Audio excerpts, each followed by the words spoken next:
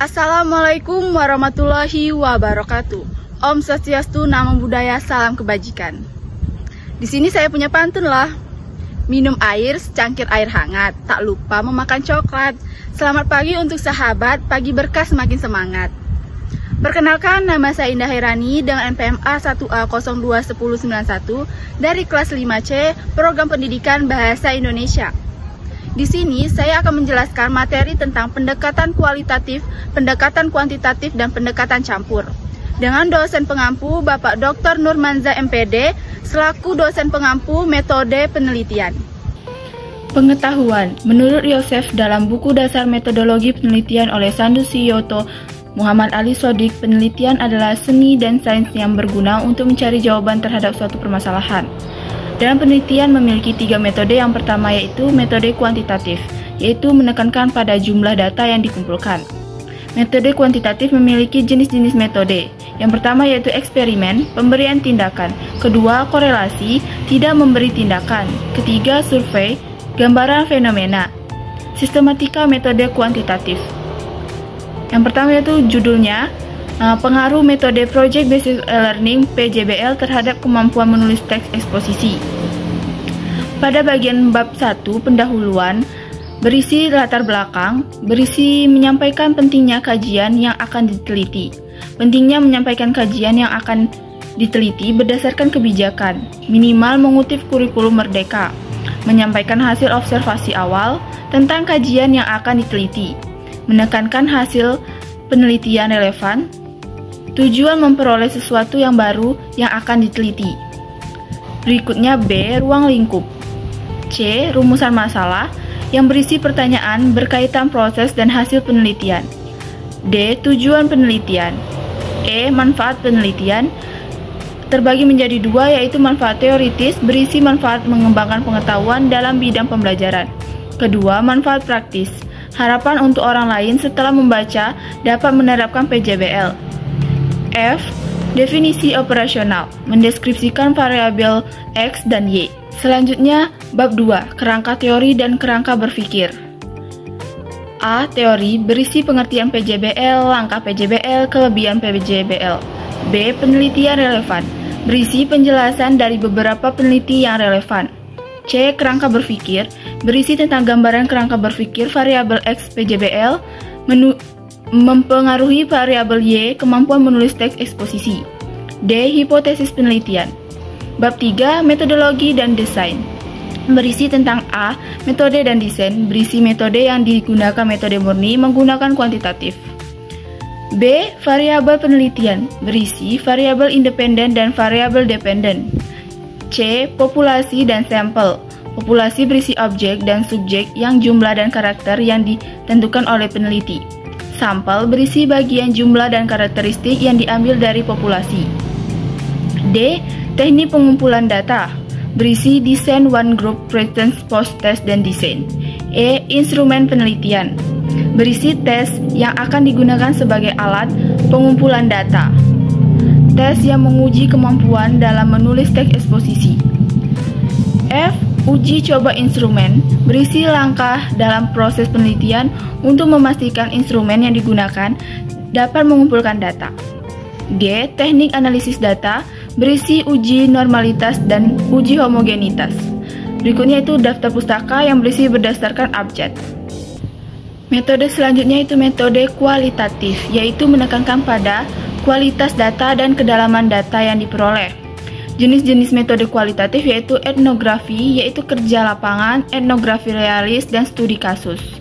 Studi kasus meneliti kasus secara mendalam dengan mempelajari latar belakang dan interaksi yang terjadi. Ketiga yaitu naratif, mendeskripsikan kehidupan individu, mengumpulkan dan menarasikan tentang kisah seseorang. 4. Fenomenologi, menganalisis data makna dari hal-hal yang mendasar dari fenomena. 5. Historis, fokus pada peristiwa waktu dari hal yang mendasar dari fenomena. Keenam, analisis wacana, yaitu salah satu dari metode penelitian kualitatif. Dalam membuat metode penelitian kualitatif, yaitu memiliki rumusan masalah, menggunakan awalan bagaimana. Fokus penelitian sesuai dengan fakta ciri. Penelitian menggunakan lingkungan alamiah sebagai sumber data. Memiliki sifat deskriptif, alanistik, tekanan pada proses, bersifat induktif, mengutamakan makna, mengungkapkan sikap pertentangan, hubungan dan pandangan yang terjadi pada sebuah lingkungan responden. 3. Metode campuran, yaitu menggabungkan antara metode kualitatif dan metode kuantitatif menjadi satu. Dalam metode campuran memiliki jenis-jenisnya. Yang pertama yaitu penelitian pengembangan atau yang biasa disebut dengan R&D. Kedua, penelitian tindakan kelas dalam kurung PTK. 3. Penelitian deskriptif. 4. Paralel konvergen. 5. Sekuensial eksplanation. 6. Sekuensial eksploratif. Dalam penelitian campuran memiliki jenis penelitian pengembangan R&D. Sistematika penelitiannya yaitu yang pertama judulnya pengembangan modul ajar berbasis PJBL pada materi teks eksposisi yang digunakan siswa di kelas 10 SMA Negeri 8 Kota Bengkulu. Pada bab 1 pendahuluan berisi latar belakang, kebijakan penelitian relevan, hasil observasi, kelebihan dari materi yang dikembangkan berdasarkan teori dan penelitian relevan. B. Ruang lingkup penelitian. C. Rumusan masalah penelitian. Pada rumusan masalah penelitian ini ada bagiannya, pertanyaan yaitu bagaimana hasil analisis tentang modul ajar pada materi teks eksposisi yang digunakan siswa di kelas 10 SMA Negeri 8 Kota Bengkulu. Instrumennya yaitu lembar analisis SWOT. Penilaian kelebihan dan kekurangan atau kekuatan, kelemahan, tantangan. Kedua yaitu bagaimana hasil desain modul ajar pada materi teks eksposisi berbasis PJBL. Instrumen yang digunakannya yaitu gambar modul ajar. Ketiga, apakah hasil pengembangan modul ajar berbasis ini layak digunakan oleh guru dan siswa SMA Negeri 8 Kota Bengkulu? Instrumen yang digunakannya yaitu lembar angket kelayakan dari segi bahasa.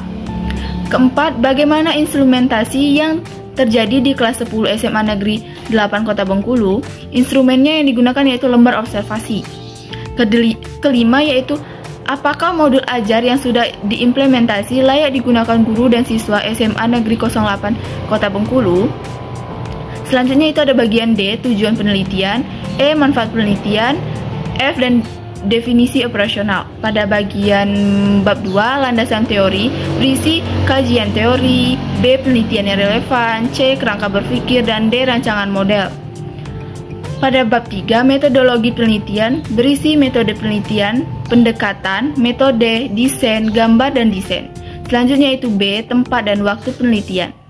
C. Prosedur penelitian, mengembangkan tahap 1 studi pendahuluan, tahap 2 tahap pengembangan model, dan tahap 3 tahap evaluasi atau pengujian model. Selanjutnya itu D. Teknik pengumpulan data, E. Berisi instrumen penelitian, F. Teknik analisis data, G. Berisi uji keabsahan data penelitian.